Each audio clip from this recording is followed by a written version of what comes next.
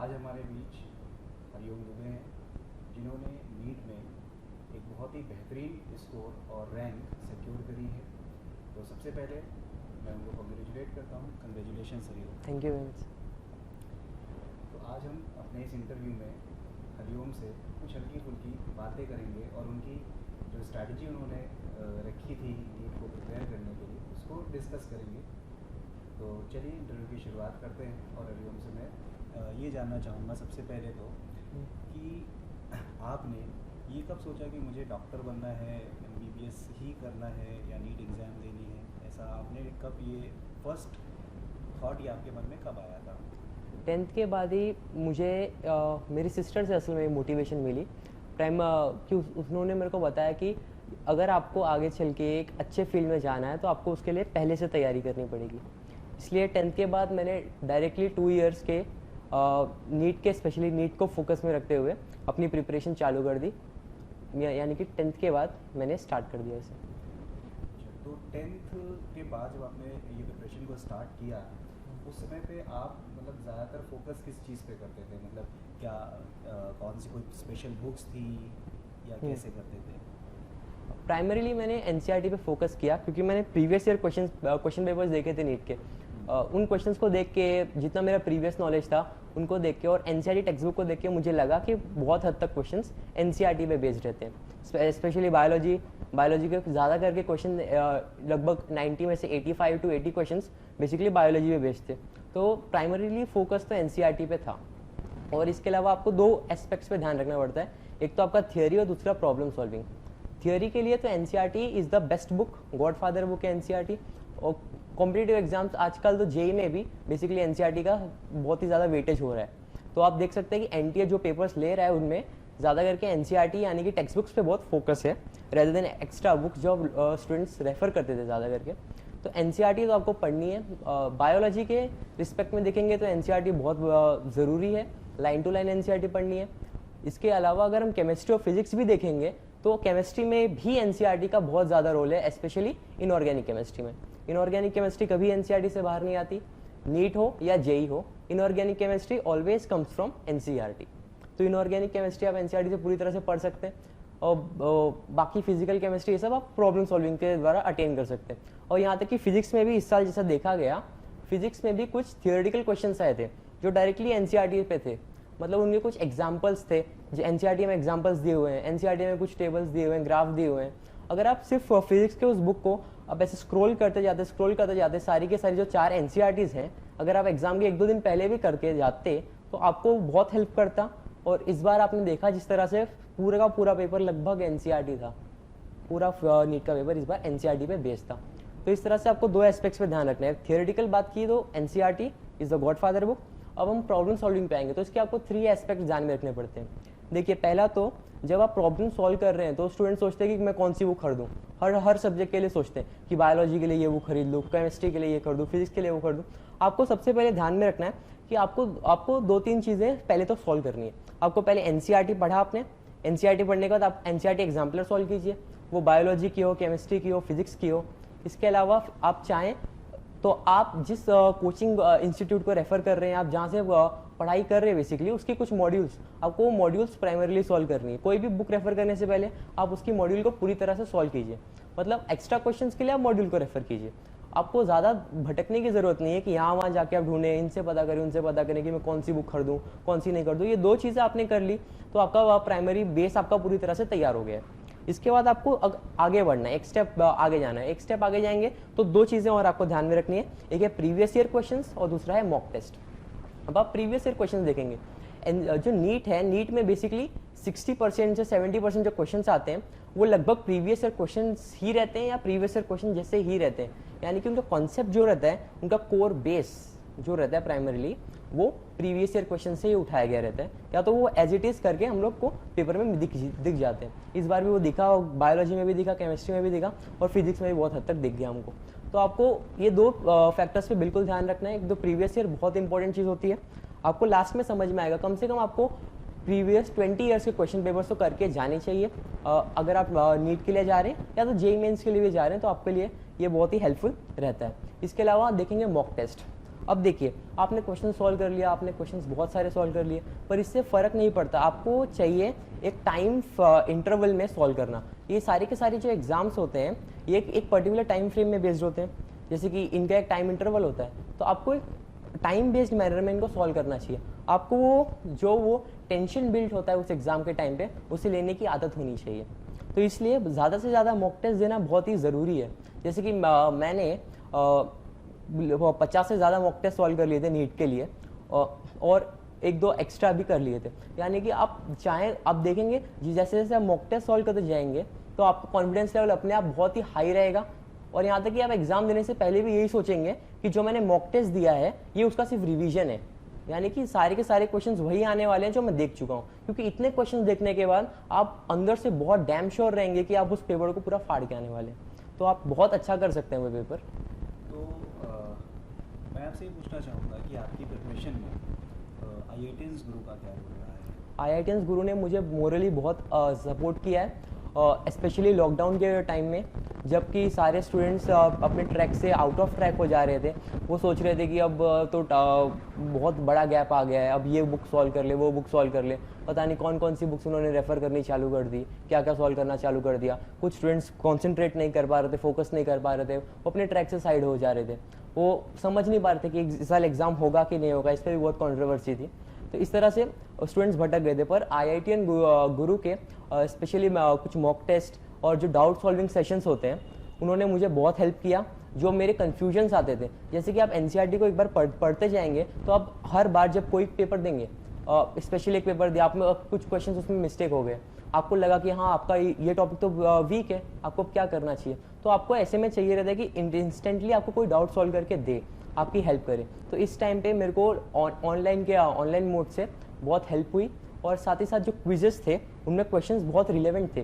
जैसे कि आप देखेंगे इस साल कहा जा रहा था कि पेपर बहुत हाई जाएगा, पेपर का लेवल बहुत ही हाई रहेगा, मतलब 10 के स्केल पे पेपर लगभग 7 के ऊपर ही रहेगा। इस बार कहा जा रहा है, एम्स आया था, जिप में आया था। पर जो क्विजेस के क्वेश्चंस थे वो ब्लैंक थे पूरा, मतलब उनमें कुछ अच्छे क्वेश्चंस थे, और प्राइमरीली वो क्विज थे वो NCERT पे बेस्ड थे, और उनमें प्रीवियस ईयर क्वेश्चंस भी हमको पूरी तरह से देखे जा सकते थे। तो इस तरह से क्विज के क्वेश्चंस बहुत रिलेवेंट थे। और लास्ट में नीट का जो पेपर था वो लगभग वैसा ही था, मतलब क्वेश्चंस उसी तरह के थे। तो इस तरह से IITian गुरु ने जो भी मटेरियल प्रोवाइड किया वो बहुत रिलेवेंट था वो उस रिस्पेक्टिव एग्जाम के लिए, और इससे मुझे बहुत हेल्प हुआ, स्पेशली कोविड के लॉकडाउन के टाइम पे। और मैं अपने ट्रैक पे रह पाया और अपने स्टडीज़ पे फोकस कर पाया, और लास्ट में मैंने नीट का एग्ज़ाम बहुत ही अच्छी तरह से कॉन्फिडेंटली दिया। तो जैसा कि हमें पता है कि आपने काफ़ी अच्छा स्कोर किया है नीट के अंदर, और एक बहुत ही बेहतरीन रैंक भी अचीव करी है नीट में। तो मैं ये जानना चाहूँगा कि आपके ड्रीम कॉलेजेस कौन से हैं, आप कौन से कॉलेज में जाने का ड्रीम करते हैं? कॉलेजेस, ड्रीम कॉलेज की बात करें तो सारे बच्चों का ही रहेगा लगभग टॉप 10 कॉलेजेस इंडिया के। तो मेरा भी ड्रीम कॉलेज एम्स दिल्ली ही है। एम्स दिल्ली के बाद मौलाना आज़ाद मेडिकल कॉलेज नई दिल्ली, UCMS नई दिल्ली। उसके अलावा अगर देखना है तो मुझे IMS BHU, AFMC, ये कुछ कॉलेजेस हैं जो मेरे बहुत ही प्रेफरेंस में हैं, और मैं इनको एम करूँगा इस बार अपने काउंसलिंग में। तो हरिओम, मैं आपसे एक और क्वेश्चन पूछना चाहूँगा कि आपके हिसाब से जब आप एक कॉम्पिटिटिव एग्ज़ाम की तैयारी कर रहे होते हैं तो उस तैयारी में कोचेस का, सिस्टम का और आपके हार्डवर्क का ये कितना रोल रहता है, क्या रहता है, कोई कैसे डिवाइड करते हैं आप इनमें? देखिए, आप अगर एक कॉम्पिटिटिव एग्ज़ाम को देखते हैं तो उसमें सबसे बड़ा पार्ट रहता है आपको एक प्रॉपर गाइडेंस चाहिए, आपको एक प्रॉपर नॉलेज देने वाला एक टीचर चाहिए। मतलब आपको अगर उसके बारे में परफेक्ट नॉलेज रहेगा, एक पर्टिकुलर टॉपिक को अगर आपने सही असल में डिटेल में पढ़ा है तो आपको कभी उसमें प्रॉब्लम होने वाली नहीं है, अगर वो आप समझने वाला टॉपिक है। बाकी जो याद करना है तो आपको याद करना ही है। तो एक अगर मैं 100% कंसिडर करूँ एक कॉम्पिटिटिव एग्जाम को, तो 30% तो वही होता है जो आपके टीचर्स आपके ऊपर डालते हैं और आप क्लास में अटेंटिव रहते हो। तो आपको 30% उस 100% का तभी मिल जाता है जब आप क्लास में अटेंटिवली उस लेक्चर को अटेंड करते हो, और बाकी का जो 70% है वो आपको खुद अचीव करना है। और वो अचीव करने के लिए आपको एक सिस्टमेटिक तरीके से गुजरना पड़ता है। जैसे कि आपने लेक्चर अटेंड कर लिया, अब लेक्चर अटेंड करने के बाद आप घर गए, बैठ गए, अब टीवी देखने लगे, आप टाइम पास कर रहे हैं, आपने कुछ और पढ़ना चालू कर दिया, ऐसे नहीं होता। आपको एक, अगर आपने एक टॉपिक पढ़ा है तो उस टॉपिक को आपको प्रैक्टिस करना बहुत ज़रूरी है। वो DPPs और डेली प्रैक्टिस प्रॉब्लम्स हो, आप जहाँ से आप तैयारियाँ कर रहे हैं उसकी कुछ प्रैक्टिस प्रॉब्लम्स हो, और उसके अलावा जो रिलेवेंट क्वेश्चंस हो आपको वो सॉल्व करने ज़रूरी हैं। आपको जो डाउट है वो आपको इंस्टेंटली अपने टीचर से पूछना ज़रूरी है, तो आपको उस पर अपना टाइम देना पड़ेगा। और उसी के साथ साथ आपका सेल्फ स्टडी बहुत ही मायने रखता है इस चीज़ में। 50% तक का रोल आपके सेल्फ स्टडी का है, आपके हार्डवर्क का है।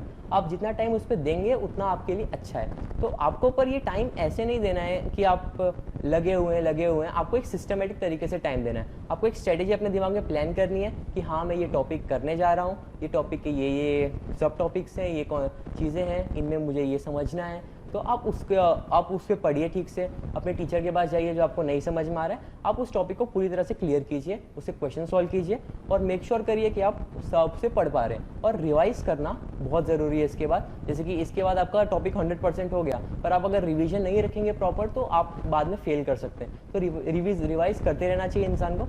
और रिवाइज करने के बेस्ट तरीके वही हैं टेस्ट देने से, ज़्यादा अच्छे तरीके हैं रिवाइज करने के। एक बार आपका 100% जब पोर्शन हो जाता है आपके रिस्पेक्टिव जहाँ से आप पढ़ रहे हैं, आपका 100% पोर्शन होने के बाद आप जितना मॉक टेस्ट अटेम्प्ट करेंगे आप उतना बेसिकली अच्छा रिवाइज करेंगे। आपने एक मॉक टेस्ट जैसे कि अटेम्प्ट किया, उसमें आपके कुछ क्वेश्चंस आपको लगे हाँ ये बहुत अच्छा क्वेश्चन आया था इस एग्जाम में, आपको उसमें कुछ एक्स्ट्रा कॉन्सेप्ट मिले, कुछ क्वेश्चंस रॉन्ग हो गए।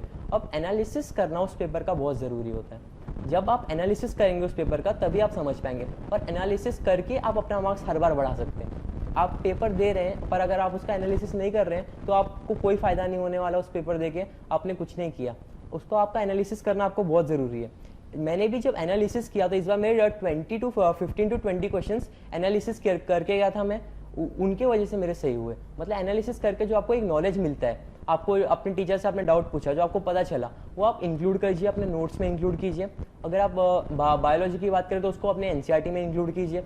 फिजिक्स की बात करें तो अपने फॉर्मूला बुक में कहीं लिख लीजिए। अगर आप एक फॉर्मूला प्रिपेयर करते हैं फिजिक्स के लिए स्पेशली फॉर्मूला बुक हेल्पफुल रहती है एक स्टूडेंट के लिए। आप पर्सनलाइज अपने लिए बना सकते हैं।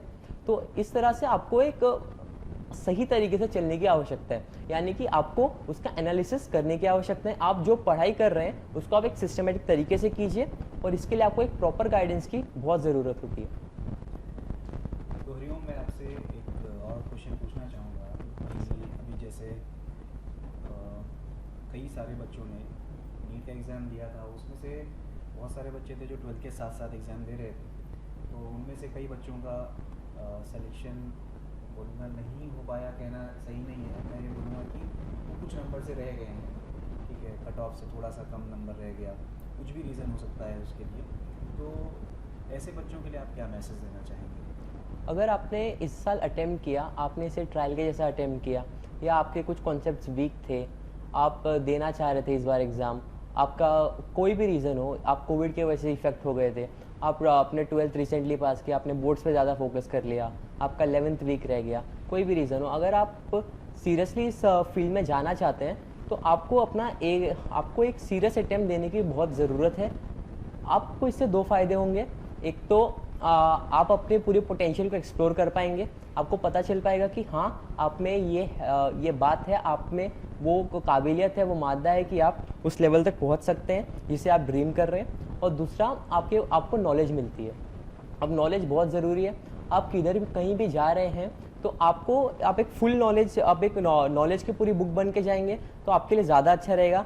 हाफ नॉलेज कभी भी इंसान के लिए बहुत ही हार्मफुल रहती है, इसलिए आपको एक अपना मेरा जो पूरा पोटेंशियल पता चल जाएगा। दूसरे तो आपको उस बारे में आपको एक अच्छी नॉलेज मिल जाएगी जो आपका एक पूरे तरह से फाउंडेशन और स्ट्रक्चर को मजबूत करके रखेगी, जो आपको फ्यूचर में बहुत हेल्प करने वाला है।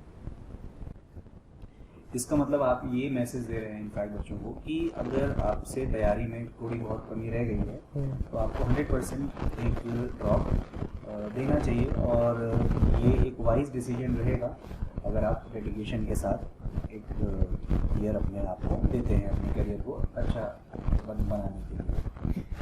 ठीक है हरिओम, आपसे बात करके बहुत अच्छा लगा, बहुत मोटिवेटिंग लगा आपसे बात करके, और आई होप कई सारे बच्चे जो आपको सुन रहे हैं वो आपसे काफ़ी कनेक्ट कर पाएंगे, आपकी बातों से कुछ सीख पाएंगे, मोटिवेट हो पाएंगे। और again I want to congratulate you thank you success. Thank you very much.